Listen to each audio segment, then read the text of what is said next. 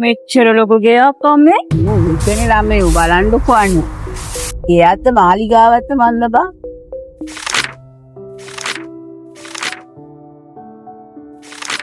මේ සුපුන් මහත්තයා ගෙදරද?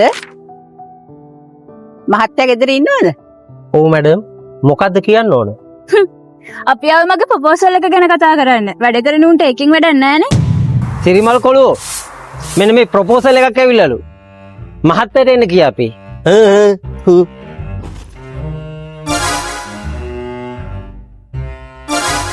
මැඩම් මෙන්න. මහත්තයා එනකම් වාඩි වෙලා ඉමු. සර්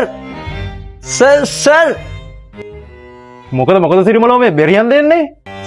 සර් ප්‍රොපෝසල් එකක් ඇවිල්ලාලු. ප්‍රොපෝසල්. මං කොන්ෆරන්ස් මීටින් එකක ඉන්නේ. මම විනාඩි 5න් එන්න. අපේ මහත්තයා කොන්ෆරන්ස් මීටින් එකක් කිව්වා. යහටලා කතා කරනවකෝ. කන්දේ බෑ. මම ටක් ගාලා බීම එකක් අදන් එන්න. මහත්තයා විනාඩි 5න් එයි. බලපන් කොකේනේ. තියෙන යාන වාහන ගොඩ දීපල මේවා ඔක්කොම ඉතින් බැඳගත්තොත් ඔයාගේ තමයි. ඊට පස්සේ ඉතින් ජීවිත කාලෙම සැපෙන් ඉන්න පුළුවන්. මට විතරක් අම්මට සැපේ ඉන්න පුළුවන්. මොකද්ද මිනිහා යහට ගිහිල්ලා පීදානවකෝ. ඇඟ පුරාම දූවිල්ල.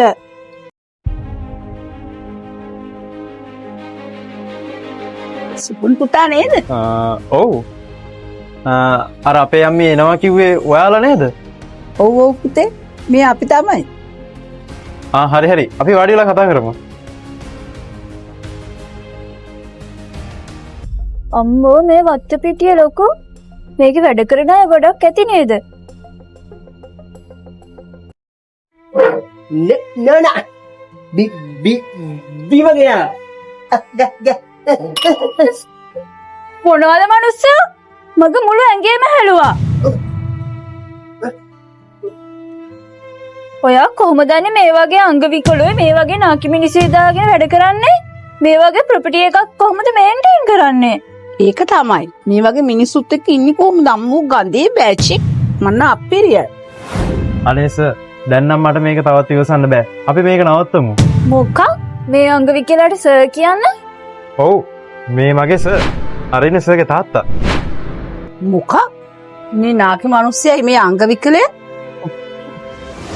හරි බොහොම ස්තුතියි සිරිමල් අරහෙට යන්නකෝ. මං ඔයාලට කියන්නම් මොකක්ද උනේ කියලා. තාත්තේ එන්නකෝ මෙතන ඇවිල්ලා වාඩි වෙන්නකෝ.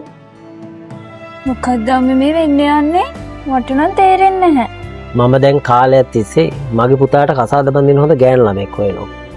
ඒත් මෙහෙට එන හැම කෙනෙක් මේ වතුර පිටි යාන වාහන වලට තමයි කැමති වෙන්නේ. ඔව් තාත්තා කිව්වා වගේ මේ හැමෝම එන්නේ මේ සල්ලි දේපොළ මේ ඉඩකඩම් පස්සෙන් විතරයි. අපි බිස්නස් කාරයෝ තමා. හැබැයි මේ කසාද කියන්නේ බිස්නස් එකක් නෙමෙයි. මට ඕනි කරන්නේ සල්ලි පස්ස යන ගෑල් ළමයෙක් නෙමෙයි. දුකේදී සැපේදී දෙකේදිම මාත් එක්ක ළඟින් ඉඳගෙන මා පණවගේ ආදරෙන් බලාගන්න, ඒ වගේම මගේ අප්පච්චිව පණවගේ ආදරෙන් බලාගන්න ගෑල් ළමයෙක් තමයි මට ඕනි කරන්නේ. මට ඕනි උනේ මගේ සල්ලි වලට නැතුව අපිට අවංකව ආදරය කරන ගෑල් ළමයෙක් හොයාගන්න විතරයි.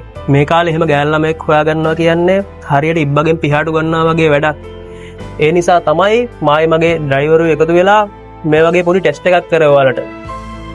මෙතනට ආපු හැම ගෑල් ළමයෙක් වගේම ඔයාලත් ඒ ටෙස්ට් එකෙන් ෆේල්. අනේ සුපුර් මම එහෙම ගෑල් ළමයෙක් නෙමෙයි. මට තව එක chance එකක් දෙන්න. මම මෙහෙම පරණ ඇඳුම් ඇඳලා ගෙදර වැඩකාරයා වගේ ඇඳන් අහම ඔයා මට කතා කරපු විදිය මතකද? අංග විකලයා කියා. එතකොට අර මගේ ඩ්‍රයිවර් ලස්සනට ඇඳලා ආවට පස්සේ යාට කතා කරපු විදිය මතකද ඔයාට? ඔයා මිනිස්සෙකුට ගරු කරන්නේ ඒ මිනිස්සයාගේ තියෙන පෙනුමටයි, ඒ මිනිස්සයාගේ තියෙන සල්ලි වලටයි විතරයි. ඒක මං අද මගේ S දෙකෙන්ම දැක්කා. හොඳට මතක තියාගන්න. සල්ලි කියන දේ අද තියෙන්න පුළුවන්, හෙට නැති වෙන්න පුළුවන්. හැබැයි අවංක ආදරේ කවදාවත් එහෙම නැති වෙන්නේ නැහැ. හැබැයි ඔයා මාව කසාද බැන්දොත් වෙන්නේ මගේ මේ තියෙන වටු පිටි යාන වාහන හැමදේම මට නැති වුණොත් එහෙම ඔයා මාව දාලා යයි. එහෙම ආදරයක් මට ඕනේ නැහැ. කරුණා කරලා ඔය දෙන්න යන්න. ප්ලීස්. අනේ යන්න. අපි යමු තාත්තයන්.